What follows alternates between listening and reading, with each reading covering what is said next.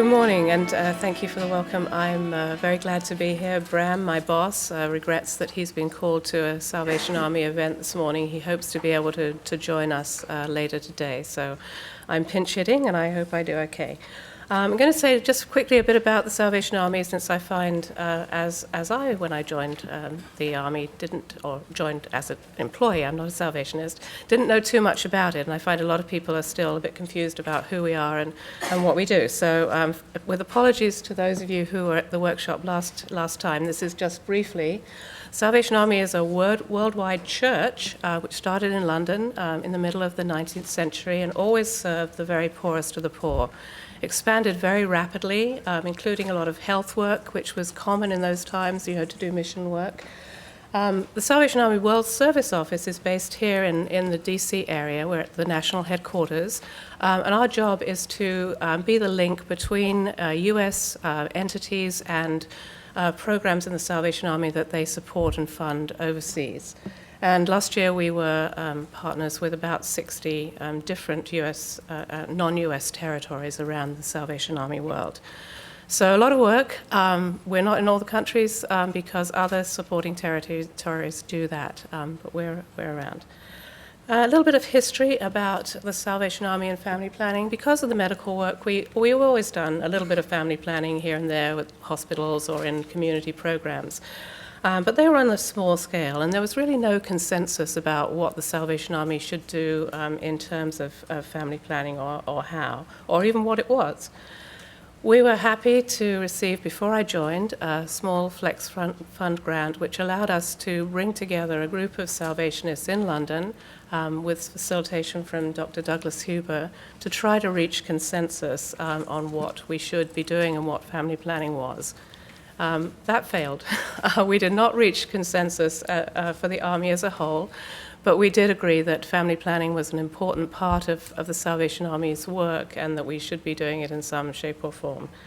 Another part of that grant was to do a pilot training, and we were able to do that in Zambia in 2013, just before I arrived at the Salvation Army. So we had a very successful training. As one of our young officers looking at an IUD and a slide which shows they talked about all aspects of family planning. But the funding to continue, Zambia would have loved to scale up that pilot but wasn't able to do it because there was no funding. However, in Uganda, for some years, Salvation Army has had a program out of Mbali in eastern Uganda called SCORE, serving orphans and vulnerable children. And they had asked to have a community-based family planning project added to that. And so with some funding from USAID through a consortium of JSI and FHI 360 called APC, we were able to do that. We were working in 7 districts, adding family planning at the grassroots to those the work that was already been doing, they were already doing. And a training for all the Salvation Army officers was included in that grant. The reason being that we wanted the officers who were in the area to know, and also because Salvation Army officers move, we wanted everyone to be involved and to think about what they could do in their own areas.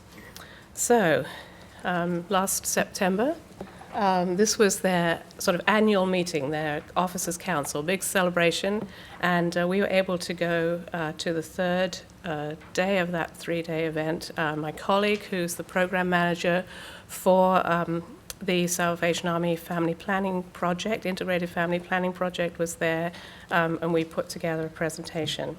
In a very remote area in this huge Salvation Army Corps, which is what they call their churches and community centers. Not quite what we expected. Went with lots of PowerPoint slides and hoping to have a microphone to address the 150 people there. None of the above was present. All my materials were left at Heathrow when the baggage handlers went on strike. So it was a very interesting event. However, we had developed a joint curriculum. We had some handouts that we were able to produce in Kampala before we went. And we consulted very carefully with the leadership, both at SORSO and in Uganda, before we went ahead. I was charged as a non-theologian to talk to these pastors about the biblical basis for family planning, which was a very daunting task. So we wanted to help them to understand why family planning mattered, how it could improve people's lives, but also to help them to understand that it was not going to contradict their faith in any way. So the meeting began with prayer by the leadership, and I was introduced, as you could see in the previous slide.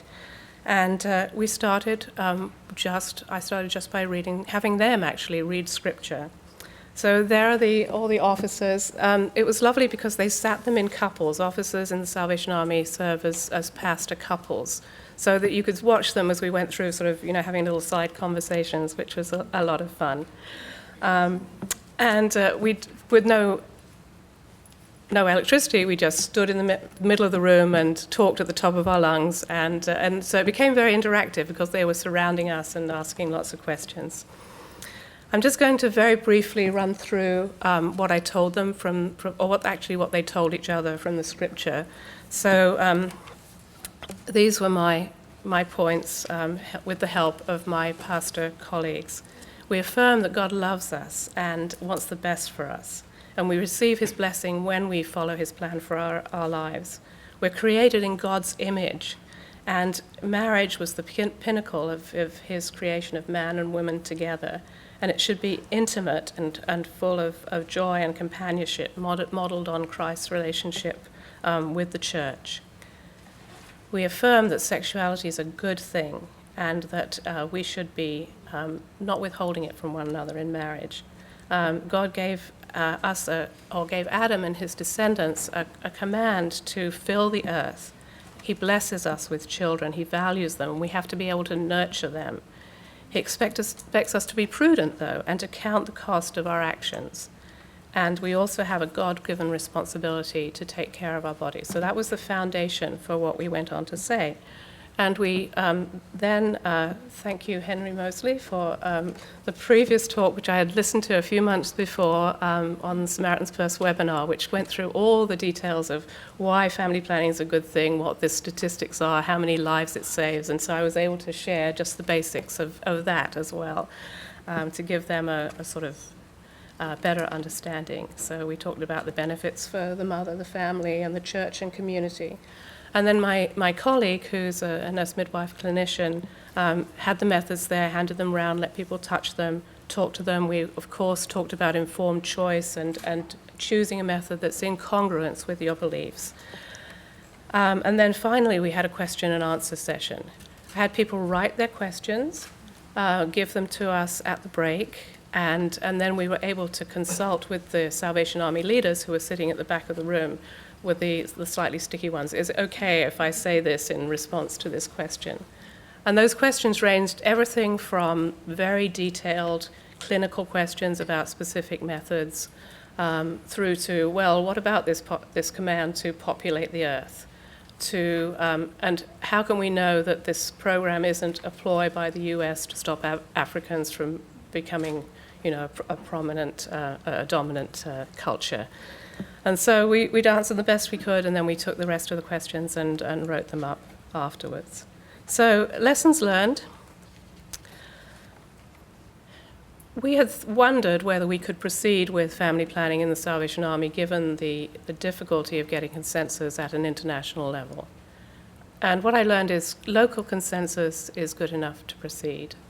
The Ugandan Salvationists were very pleased to hear from us. They've been extremely grateful for the program. And so we had consensus, sufficient consensus. I don't say that it was complete. I'm sure there were people who still have questions and concerns. We hope to be able to answer them. But at the local level, this program has worked. And so, of course, always consult with leaders. Try to get as much consensus as you can. But remember that leaders come and go.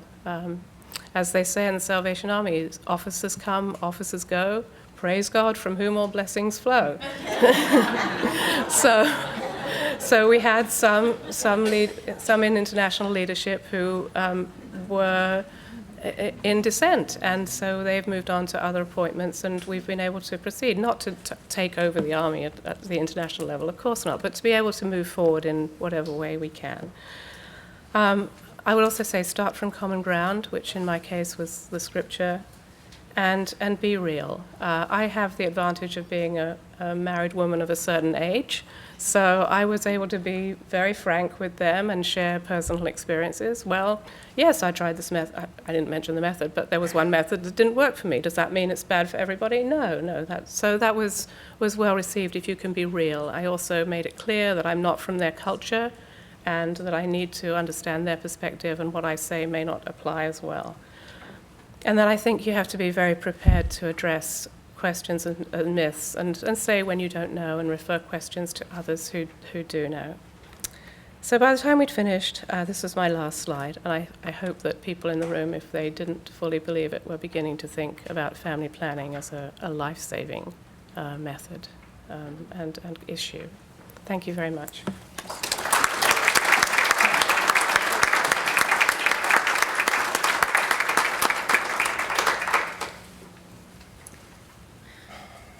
Thank you, Lisa. It is very interesting how to use faith leaders as a venue for behavioral change. And that's, one example that Salvation Army has shared with us. World Vision has a model which is called Channels of Hope. Channels of Hope also integrates biblical messages within several areas of the work we do, including reproductive health. And it uses faith leaders, their discussions on how to provide the messages according to the scriptures and try to influence the behavior of the communities. So thank you so much for sharing. Good morning. Good morning. I take no credit for the photography, but I know the photographer pretty well. He's my husband, and we have the privilege of working and serving with Samaritan's Purse. And 30 years ago when we met in Haiti, we had no idea that we would get to continue working together in a global outreach sort of context as a photographer, graphic designer, and a nurse midwife. They don't really work together in the same room. But anyway, I'm very happy to be here, and thank you for the opportunity. Healthy timing and spacing of pregnancy. We choose to call it that, not to say that family planning is no longer accurate, but it's been used for so long that some people think they know what it means and they dismiss it. They don't think about what it really means anymore. So we choose to focus on the fact that healthy timing and spacing of pregnancy, the goal is not to tell anyone how many children to have, or to stop having children at all, or to limit the size or anything like that, but how to have children in a way that protects the health of the mother and actually then protects the health of the family. When you think about it, every woman who dies leaves behind children, sometimes a newborn. Then that impacts the family and the greater community. When a woman has children in rapid succession, the child that's newly born often gets preference to the one that's the next older. And we've all seen that. So we just choose to use that term in order to spark conversation and discussion.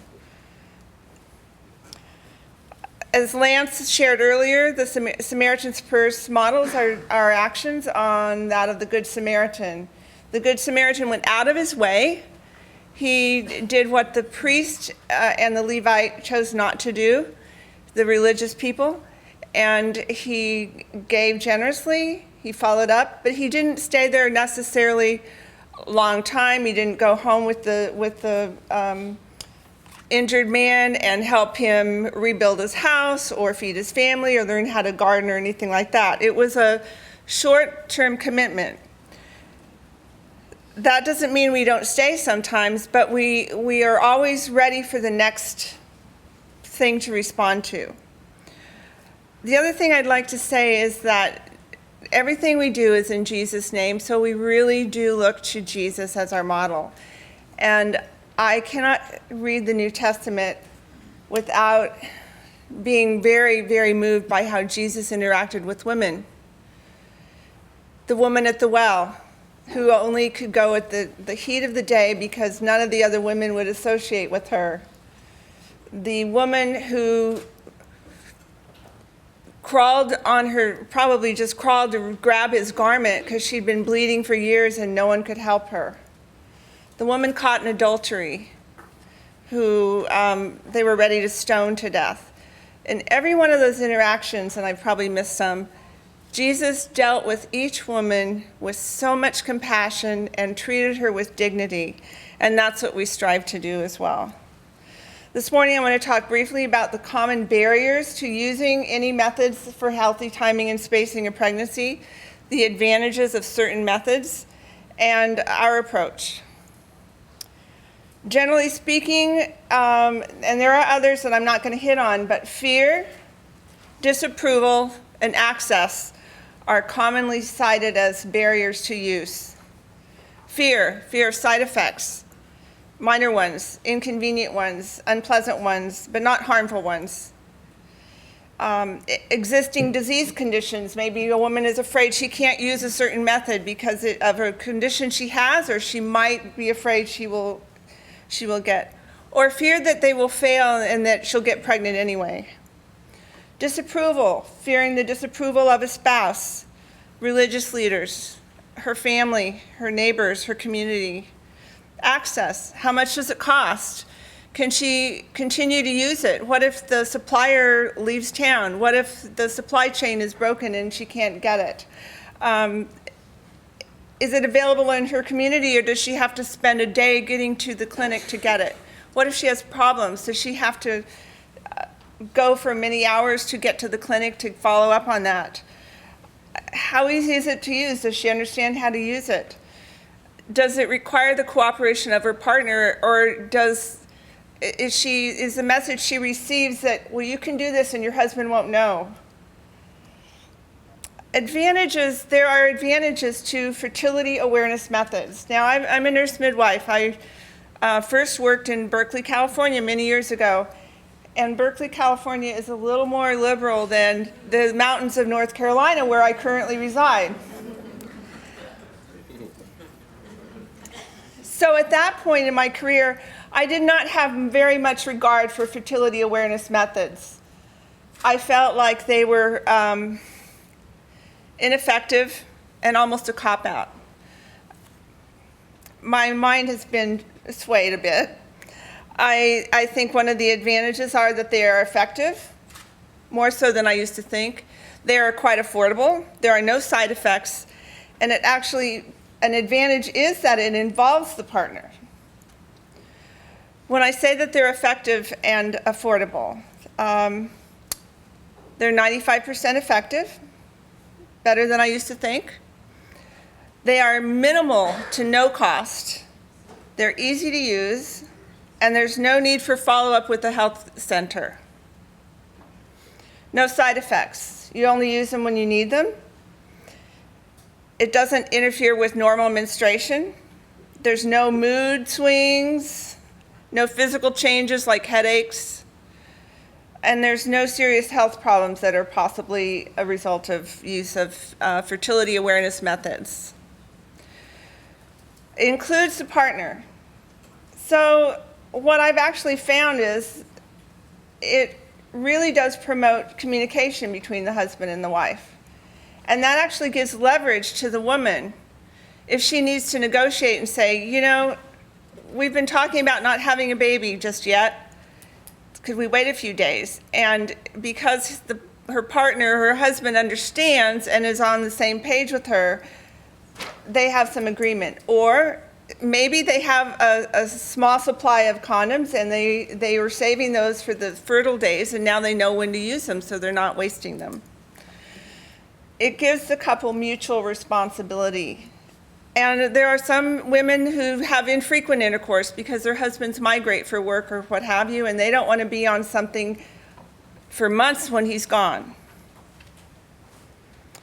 So the 3 fertility awareness methods that I'm going to mention today are the standard days method, the 2 days method, and lactational amenorrhea. The standard days method is often called, people used to call it the rhythm method. Now it has a lot more credibility, and cycle beads have been developed. Some of you have seen them. They're available at a very low cost. If you go to Access RH, there's a way to get them in country where you need them, buying them at bulk for $1.42 a piece. Not per bead, but per necklace. What I think is really cool about these is if you look at the white beads, they actually glow in the dark. So that's really cool if there's a situation where there's no electricity and the woman is sort of trying to remember where she's at and her husband wants to see for himself. They work. I think that's ingenious. Daily reinforcement, you handle them daily. So it's a tactile and a visual. And it's one thing you need to know about it is that they're designed for use for women who have cycles that are between 26 days and 32 days in length. And they're adaptable to the context. Some people make their own beads. 2 days method. This relies on a woman understanding and being aware of her own vaginal secretions. It's very simple to learn. If I am wet today, I can get a baby today or tomorrow. And so you train a woman on how to recognize what that means, and that's her own. She doesn't have to buy anything. She doesn't have to check with anybody. And that's hers. Lactational amenorrhea, if you're exclusively breastfeeding for the first 6 months of life, there's no ovulation and no menstruation. So what is our approach? It has been evolving. We involve the local church in all that we do. We use care groups, which is a methodology of training of trainers and support groups. And then this has really caused me to think a lot about what we want to do in the future. We emphasize the local church. We bring them into the conversation about awareness and referral. We do refer women for other methods if it's available in the area that we're working. And we teach fertility awareness methods, and sometimes we have homemade cycle beads. We stress the biblical view of women and marriage. We also include literacy, livelihoods, and health promotion teaching within the church. And I mentioned we use care groups. A lot of you are familiar with those. And I should say we also include sessions with men. And the future. We are hoping to expand our use of 2-day method because there's a region in DRC, for example, where we work where there's absolutely nothing there. And we're considering doing some pilot projects. Thank you very much.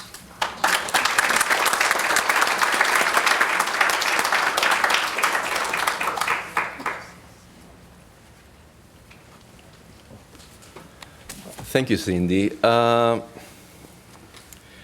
One of the things that I've been thinking lately about, the PBL community, faith-based organizations, is how many things we have in common.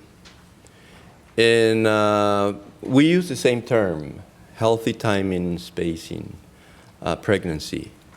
A term that was coined by Pathfinder during the 2006, I believe, working or implementing a project for USAID. Harmonization of approaches. What a wonderful world we would have if we could harmonize our manuals and approaches. In my case, I've been working with so many faith-based organizations, CRS, Salvation Army, that I really think that harmonization of practices is really feasible, and it would be very efficient, very cheap. Next, we're going to have Lauren VanEnk, right? VanEnk. From the Institute of Reproductive Health at Georgetown University. Thank you. Okay.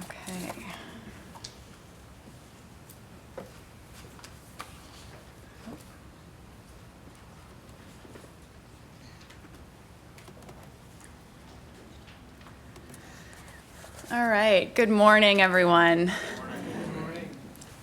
I just want to thank Cindy for covering a lot of what I was maybe going to mention in my presentation, so I'll breeze through some of those slides. And also just to pick up on where Alfonso left off in terms of the Institute for Reproductive Health at Georgetown. It is historically a Catholic institution, a Jesuit institution, but I won't be speaking to you today from a Catholic perspective. IRH does not consider itself a faith-based organization in the same way that many of you do, but we have strong partnerships with faith-based organizations, so I'm going to tell you a couple stories about those partners. So just to start out, I want to reemphasize that healthy mothers and children are really the foundation for strong families and strong communities. And the health of a mother and her child are intrinsically linked. The greatest risks occur for both during pregnancy, childbirth, and the postpartum period. Approximately 800 women die from pregnancy-related complications every day, and 99% of these are in the developing world. When a baby is born too soon after the previous birth, the risks increase. But healthy timing and spacing of pregnancies, coupled with adequate pregnancy care, could prevent nearly half of newborn deaths and 2/3 of maternal deaths in the developing world. So for these reasons, it's not surprising that we would see faith-based organizations playing an active role in healthy timing and spacing of pregnancies. So IRH works with many FBOs from a variety of different perspectives, including Muslim, Catholic, and Protestant, each demonstrating a desire to meet women's and couples' needs for family planning. So our support focuses on developing new or strengthening existing family planning programs, both through health facilities and at the community level. And we really take a systems approach to address all of the elements of a strong program, like training, reporting, and creating that supportive environment for the program to really succeed. And if those of you who are not familiar with the Institute, we have done a lot of research around the fertility awareness methods that Cindy mentioned. And I don't have to get into them because she actually already covered most of this. But just to emphasize that fertility awareness methods are a viable option that are both natural and effective and really do address a lot of the barriers that we see when it comes to family planning. So one component of our rather broad portfolio is at IRH is supporting faith-based organizations. I'm going to tell you the story of 3 of those partnerships. The first one being an organization called Mama Ansar. So Mama Ansar is in the Democratic Republic of Congo, or DRC, and it is a women's organization dedicated to the well-being of women and girls within the Muslim community in DRC. Mama Ansar members first had the idea of integrating family planning into their work after seeing another faith-based organization successfully address this within their religious community. And that FBO was the local family life division of the Catholic Church in DRC, called Conduite de la Fécondité. So Conduite had been working with IRH for several years, and Mama Ansar saw that they had successfully integrated family planning into their program and made available the cycle beads and lactational amenorrhea method that Cindy had mentioned. And so understanding that these were actually viable options, they were convinced that family planning could be introduced in a religious context. So before collaborating with IRH, the Muslim community in Kinshasa did not have a policy around birth spacing or family planning, and it wasn't even really a topic that was discussed publicly. But after receiving permission from the local leadership, Mama Ansar held an advocacy day with the local imams and presented the religious teachings around family planning and family care. And they worked with those local imams to create awareness around family planning and to even train volunteers to distribute methods. As the program grew, the religious leaders' trust and confidence in Mama Ansar grew, and they were able to even expand their understanding of family planning to include other methods such as pills and condoms. Another example that I want to talk about is with Action Familiale Rwandaise, or AFR in Rwanda. So AFR is a community-based network of lay educators. These are volunteers, not health providers, who work out of their local parish to provide natural family planning, as well as Catholic-based family life counseling. Through partnership with IRH, AFR was able to expand their method mix and increase the number of users of family planning, and also improve their capacity. In addition to increasing this access, though, AFR did a wonderful job of including men in family planning. So 100% of their counseling is done with both the husband and the wife together. And since they're a community-based organization, they can go to couples' homes or meet with them in their local place of worship. And AFR educators provide more than just counseling and family planning, but also couple strengthening, communication, and shared decision-making counseling. AFR also did a wonderful job of identifying the need for information for priests. They saw that priests lacked information around family planning, but also recognized the great value and influential role that priests played. So last year, they began developing a guidance booklet for priests that talks about family planning, as well as marital harmony, couple communication, and responsible parenthood. And it even has reference material on all family planning options.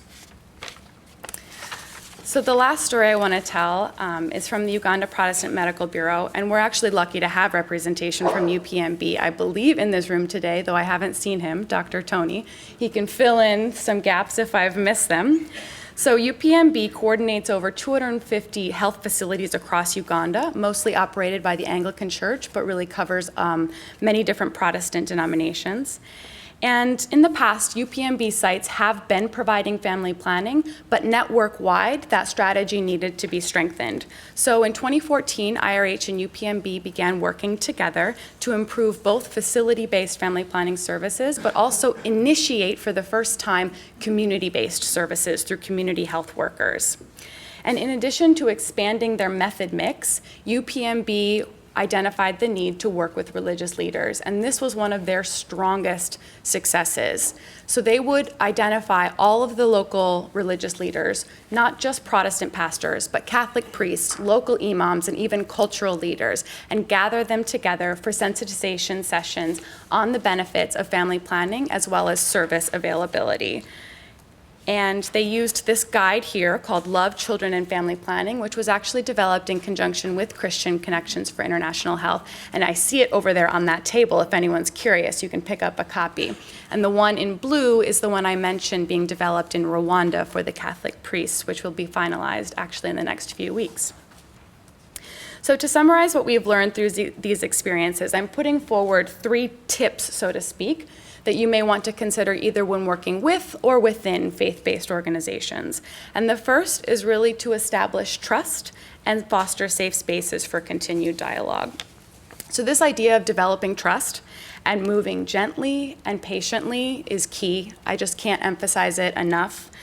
We've seen this happen in all of our partnerships, that if family planning is new to a community or it's maybe carried some negative connotations in the past, it's really important to start with language and approaches that are widely acceptable. And then as that trust grows, you see leadership beginning to be more comfortable with topics that were once taboo or prohibited. We saw this with Mama Ansar, opening up to new methods, making them available, and also with different Catholic service delivery organizations, where they are now referring women to other facilities and providing information on all methods to make sure women have a free and informed choice of what method they'll use. And we've also seen increased discussions around access to information for youth, even among Catholic priests, which has been very exciting. So the second tip that I have is really to be attentive and open-minded about message development and the messenger. So a lot of suspicion and misconceptions still exist around family planning, and we really see that there's a lack of information. But it's important that if we want to work with influential leaders, that we provide them that accurate information in a way that's culturally appropriate and sensitive. And finally, just to mention again that considering fertility awareness methods as an entry point has been very successful for us. All of the examples I shared today included programs where fertility awareness methods were made available. And we saw that this opened doors not only for the religious leadership, but also brought new users to family planning, or for women who had had bad experiences and fallen away, it brought them back to family planning.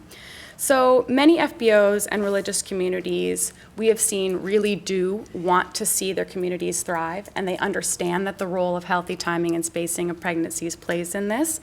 And for us, with a little patience, collaboration, open-mindedness, and creativity, it has proved very successful.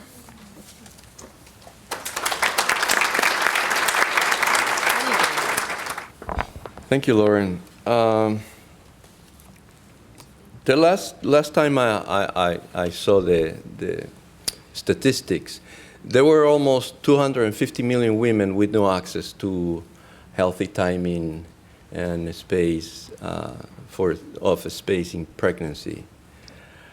I really think that reproductive health is an area which it's really important for women's empowerment, and we all know the weight that women's empowerment has in development. We know the weight that women's empowerment has in the household, in the well-being of the family. So to finish our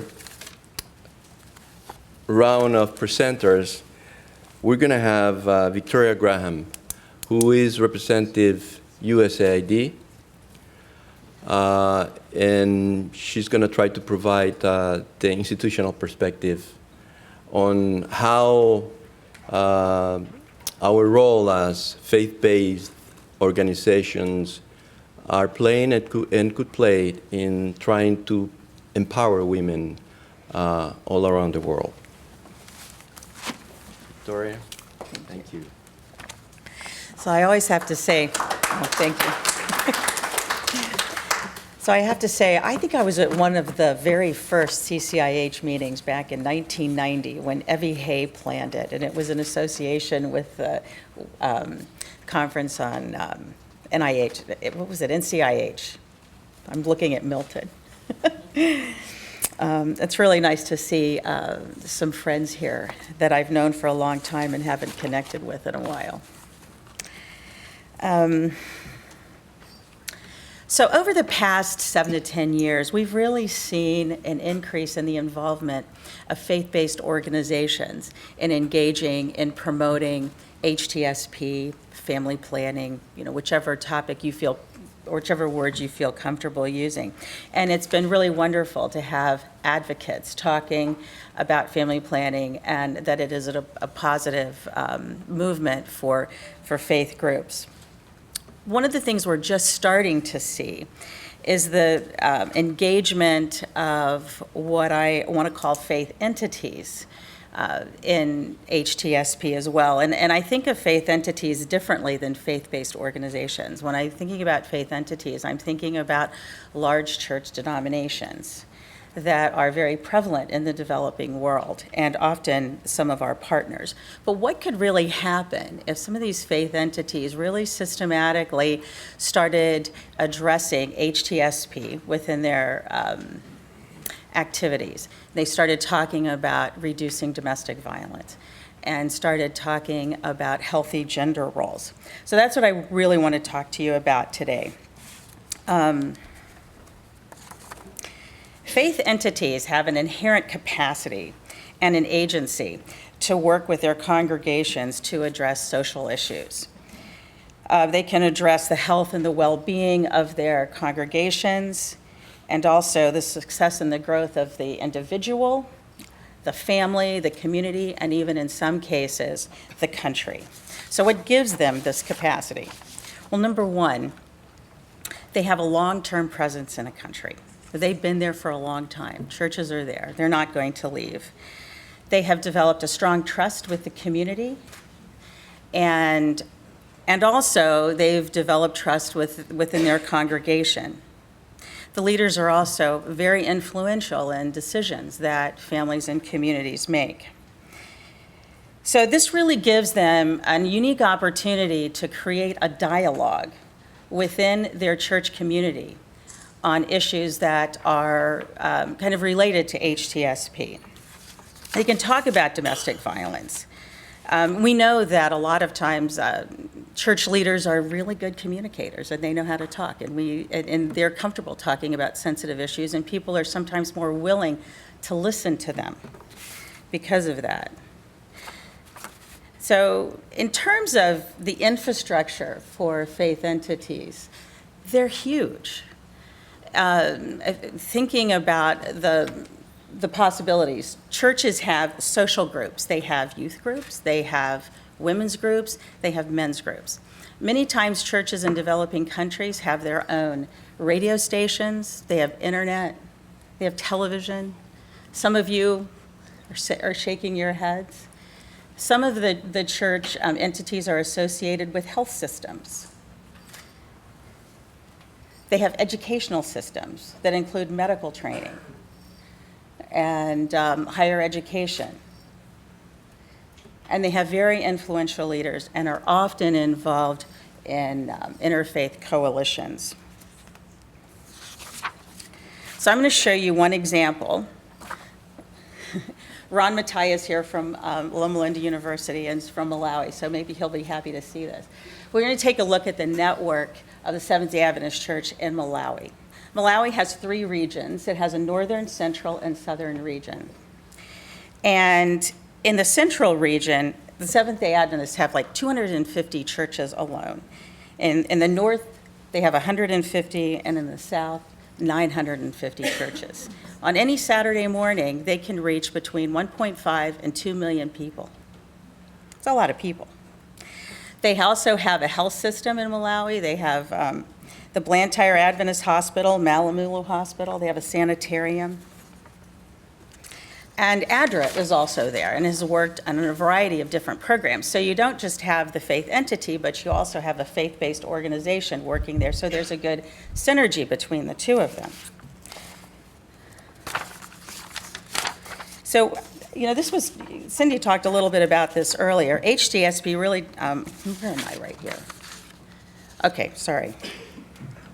We know that the healthy timing and spacing of pregnancies is shaped by social and gender norms. And we also know that it's very important that women feel like that it's acceptable within the community for them to use family planning. So for a woman to decide to use healthy timing and spacing of pregnancy, if there was a strong dialogue within the community about family planning and about HTSP, and that it was okay, and that she felt like her colleagues and her friends felt that it was okay, she would be more likely to use family planning, regardless of what method she wanted to take. Recently, CARE and Johns Hopkins University has done a research program that really showed that by simply creating a dialogue at a community level could significantly increase the chances that a woman would use family planning. And we saw contraceptive prevalence rates increase in communities where it was talked about. So what a perfect role for faith entities to begin to talk about these issues on a regular basis and systematically integrate them into their activities, into their women's groups, into their youth groups, into the men's groups, included it in sermons. And I know that we have sermons that are available that can be used. But if it was a really systematic effort, there could be a significant change. And one thing that's that's good about faith entities is that these are established networks. We don't have to spend a lot of money to create them. They're there.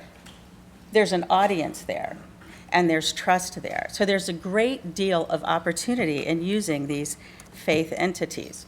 So in thinking about the kinds of messages, like what would you say? What would be some things? And we heard some messages earlier, but I just wanted to share a couple of them that would be really helpful for faith entities to begin talking about. And one of them is families will be happier And they'll be more stable when women and men treat each other with kindness and respect. And this respect includes never forcing a partner to have sex and avoiding all forms of violence. Another one could be, couples will be better able to provide and care for their families if they decide whether and when to have a child based on their circumstances, including taking into consideration how many children they already have. Delaying sex until marriage and being faithful will reduce the chances of sexually transmitted diseases, including HIV. These are all great messages that the faith community can share. It's always, the HIV/AIDS group, they've been doing this for a long time. They picked this up early, but we haven't really picked it up with family planning. So I wanted to share with you two things, and this publication is called Facts for Family Planning, and it has all kinds of messages that can be shared at all different levels in order to inform people about, in order to change behaviors related to domestic violence, related to the use of family planning, and creating healthy norms. This is published by, this is actually free of charge. You can get this free of charge on the K4H website. And the messages in here can all be modified for your purposes. You don't have to use them exactly the way that they are, but they are very helpful. Most of these I pulled directly from this book, but I have to say I tweaked them a little bit. Some of them I did, and you can do the same. The other one is this Faith Matters that was prepared by CCIH, which is a really wonderful publication that I'm sure Mona has made available to you here. I hope she has anyway. So in conclusion, I just want to say I know that there's a lot of different perspectives on family planning, including what methods are appropriate and which methods are not appropriate. Some groups are very supportive, some not so much. But I think what is important is to remember that that faith entities need to be included and thought about and utilized to change social norms to be more positive for women and girls and men. Thanks.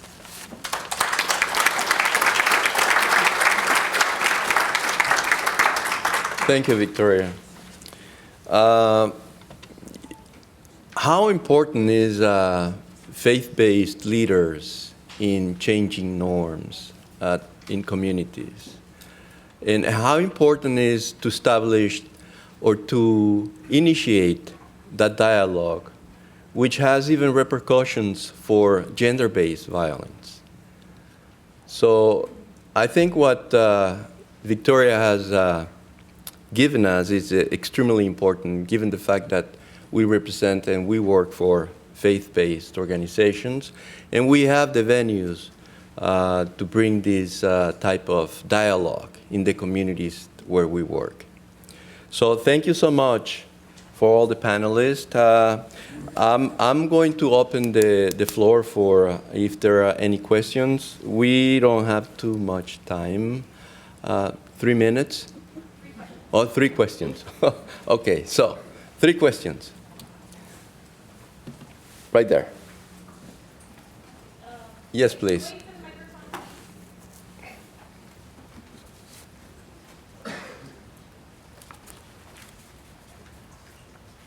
Hello, good morning. Thank you to all the panelists. I think we have had a fair discussion.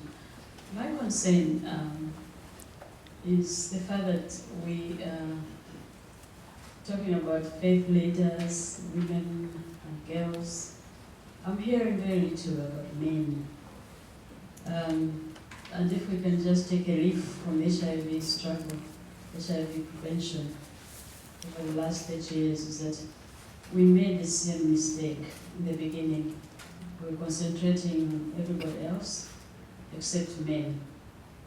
And 20 years down the road, we realized we hadn't left the men behind. And even then, we used PMTCT as an entry point to bring in men. We also know the struggles that we went through with PMTCT.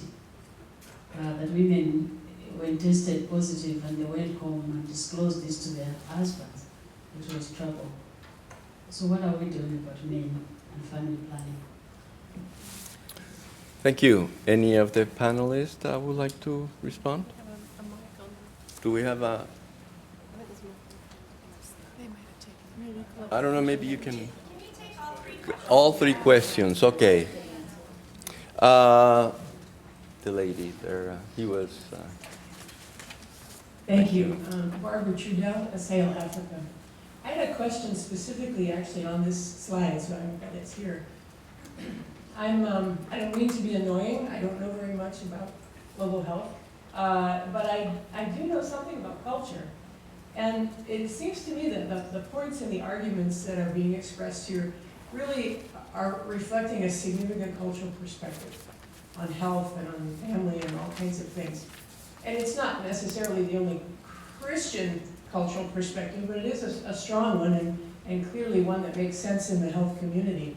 So when you have community dialogue in spaces where this is not a cultural perspective that resonates very well, how do you handle that? Are you pretty sure that this is the right one?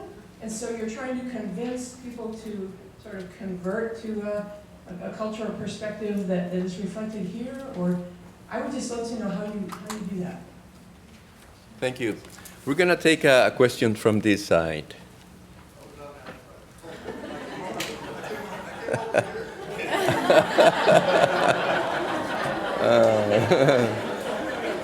Okay, only three.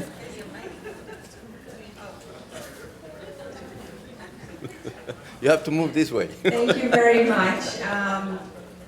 When you all were speaking, I was like, wow, what an ideal world. You know, it would work so well if our world was what we are working towards, but we are not there yet. But fortunately, we have methods that have been proven to help people plan their families well. And one of them is contraceptives, you know, and we know that's the elephant in the room when it comes to religious organizations. And I'm just wondering if we can have an honest conversation. I know we're not going to resolve it here, but the fact that with contraceptives, we can actually reduce abortion. We talk about cutting abortion, stopping abortion, but we condemn contraceptives that could actually reduce abortion so much. Men are going to work in the cities. They don't get vacation to come and have sex with their wives when their wives are not ovulating. I come from Kenya and I know that's a reality. So as a faith-based organization, how can you be practical to that while honoring your faith and, you know, considering that we are already using so many medical interventions, you know, and I look at contraceptives as a medical intervention. You know, why do we allow medical intervention in everything else except when it comes to women's bodies? And when you are talking about men, how come the faith community is not at the forefront advocating for vasectomy for families that have already decided that they've had children? Yeah, so this is just some of the questions that I would love to see answered. Thank you. I'll take just one more because he moved. Just one more. Okay, a question. 30 seconds left. Yes, please. Go ahead. That was Very quick question. Thank you all for great presentations. And Victoria, I particularly enjoyed your challenge to work with faith entities on a much larger scale, something that we're all concerned about. And I wonder if you'd like to share any of your thoughts or how we might approach some major donors and partners to accomplish this. Why did I know you? Okay, thank you. I think the male question, number one. And I think that we could include the vasectomy. First of all, I love this kind of dialogue. I really think that if we can't talk it amongst ourselves, then we're in trouble. It's just something that sometimes we feel like our views about contraception are so deeply personal that we don't want to discuss them with our colleagues and rock the boat too much. But I really appreciate Pauline, because I think her heart comes through her very articulate words. And I don't really have the answer to your question. I just echo the question, and I'm really glad you brought it up. As far as including men in our programming, what we're finding in our use of care groups, which I'm very fond of, and I'm a big supporter of them, you go into a community, you organize the women in groups of 10 to 14, you help them select a leader. Those leader women then meet together, and they are groomed to be trainers, and they form their own support group, and they keep each other going, and they work together. And this process goes on for a couple of years, and then every 2 weeks they get a new lesson, and then in the 2 weeks intervening between the training sessions, they go back to their neighbor women of 10 to 12 people and replicate it. What we found in Karamoja in Uganda 3 or 4 years ago, it was fabulous. The men were so curious. They would come and hang out and absorb it all. And so we revamped our program and started doing monthly community dialogues about any of the topics covered in the trainings, which were broader than just HTSP, but they included the importance of prenatal care, dangerous signs of pregnancy, the value of exclusive breastfeeding, etc. And I'm saying that because I don't want to take the time to say all those other things. And so then we designed groups to include for just the men. They didn't meet quite as often, but they actually asked for it. They said, "Where are our groups? We want our groups." And so what started happening was they were helping make sure their women got to the clinic for prenatal care, where before they thought it was a waste of time and money, and now they're helping make sure the women are eating properly when they're breastfeeding, instead of saying, "Why are you eating so much?" So we're starting to roll that out and promote that in other cultures and countries. The cultural sensitization question, I don't want to be the final word on that one, but I think Lauren said very, very clearly, patiently, slowly, building trust. And it's a dialogue. That means to me, we don't have all the answers, but it means we participate in a conversation. Thank you. Thank you. Lisa, would you like to add? Please? And please be concise.